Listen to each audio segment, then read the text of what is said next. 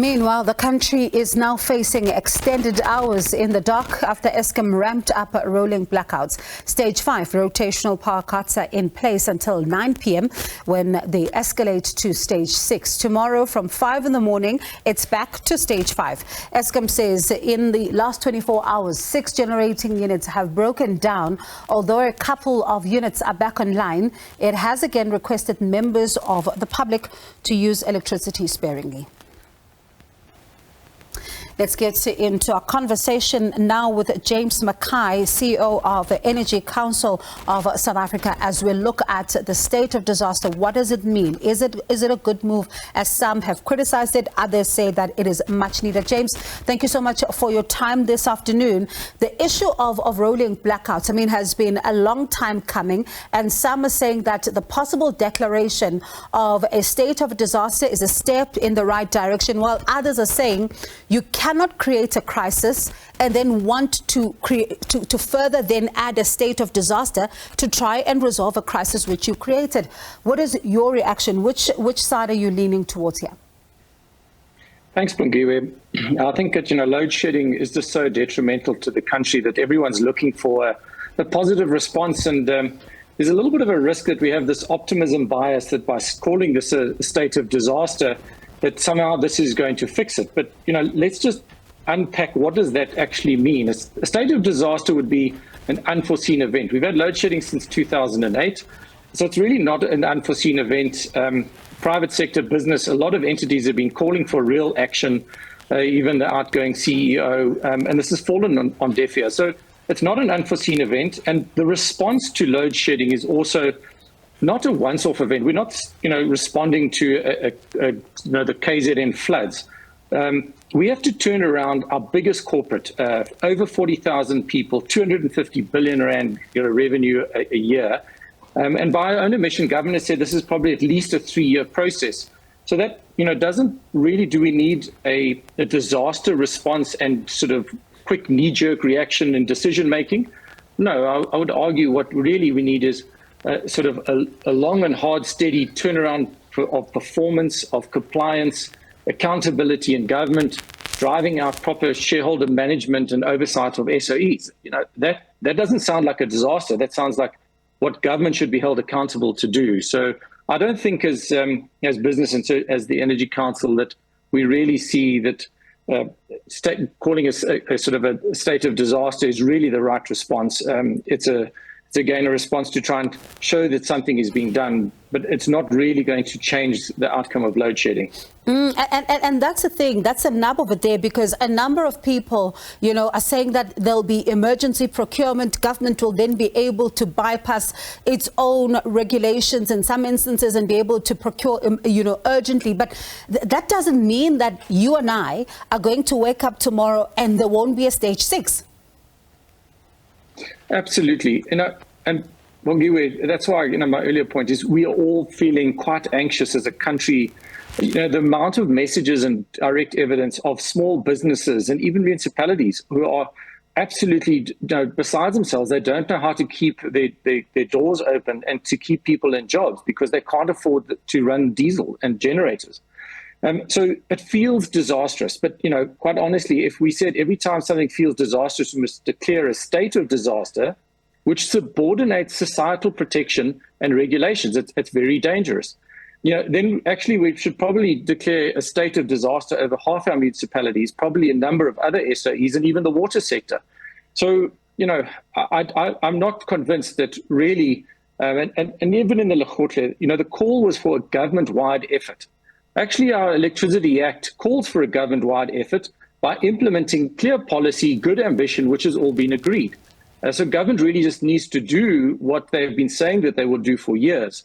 And a state of disaster is not going to take away the sort of the pressure of government having to come to the table, create clear action plans, resourcing those action plans, holding people to account, having political will to make difficult decisions. That's what we need. And a state of disaster is not going to take away that need, unfortunately, Bongiwe. And one of the things, though, that is also going to be critical is to then create a long-lasting solution so that we don't find ourselves back here again, because you talk about the issue of accountability. If things were to go into this particular state of disaster, of course, everything will be urgent. Everybody will need to have all hands on deck. But on the other side of that, because eventually we need to come out of that state of disaster should it be declared, it certainly needs to be an Eskom that is sustainable, both financially and at leadership level, and also those who are in charge at government level of this particular entity, making sure that they are accountable and it functions in the manner in which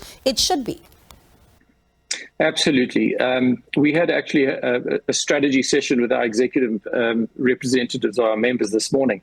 It was very clear. Everyone agreed. We really need a capable state. We need a capable and reliable Eskom. And business, was unanimous. We stand ready to kind of help and to do the heavy lifting, to contribute whatever needs to be done.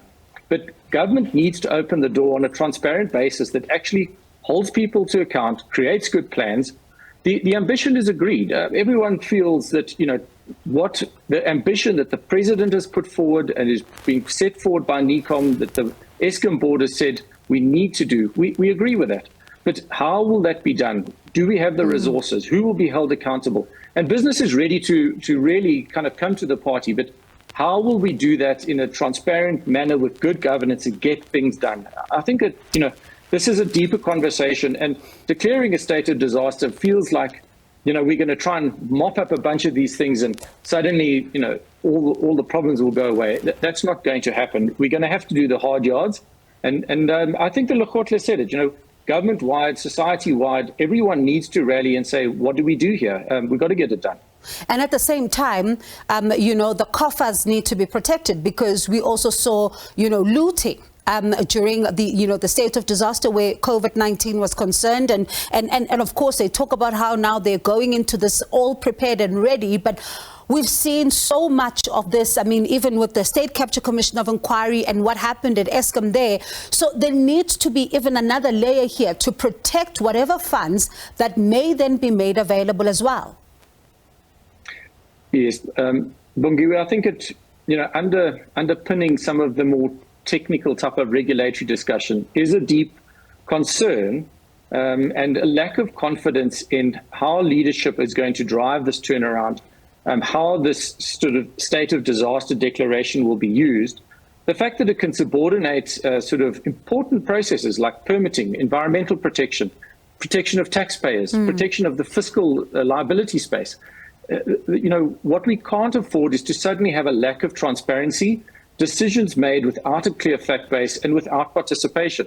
We're just too far down the road to, for any parties, be it government, business, society, to black box things and say, trust me with all your money and leave me alone and I'll tell you when it's going to work. We need to open the doors, be very collaborative, be very fact-based, and do what's in the interest of the economy. And I think that takes a lot of political will. And as I said, we have engaged with the president directly and expressed businesses' commitment to support that program. But I don't think that we really stand behind a state of disaster.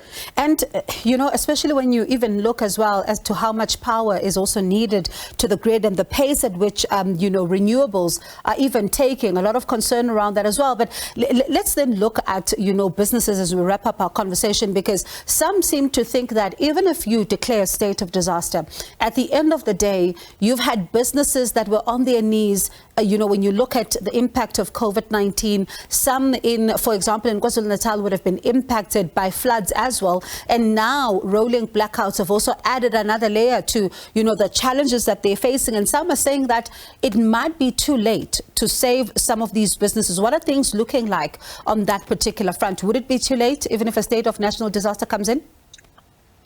Bongiwe, I think there's been quite a lot of evidence at how detrimental load shedding has been. I think the evidence I've seen is that we've all hoped that this was going to be a short-term sort of decline and we're going to see some recovery. We've heard that from Eskom leadership that there would be immediate recovery, at least back to stage 2 and 3. That's clearly not happening. And the small businesses just can't afford to keep running diesel generators for 6 to 8 hours a day. So business and private sector do need to wade in. Government needs to open up the markets and allow behind-the-meter solutions, corporate agri, and anything on the roof, any electrons that can go on the grid, help. And the narrative that, we have renewables and renewable energy against sort of coal energy and Eskom energy is really, to be blunt, it's nonsense. We need all forms of technology. We need as much as we can get, and government needs to enable all channels of investment in energy at this stage. Yeah, and one certainly hopes that the needle can move faster there, because businesses cannot really continue to buckle under this pressure. And one wonders how many more are going to really not cope with this particular crisis. James, let's leave it there with you. Thank you so much for your time this afternoon. And let's see then what government decides, whether or not they're forging ahead with the state of disaster. That's James Mackay, Energy Council of South Africa's CEO.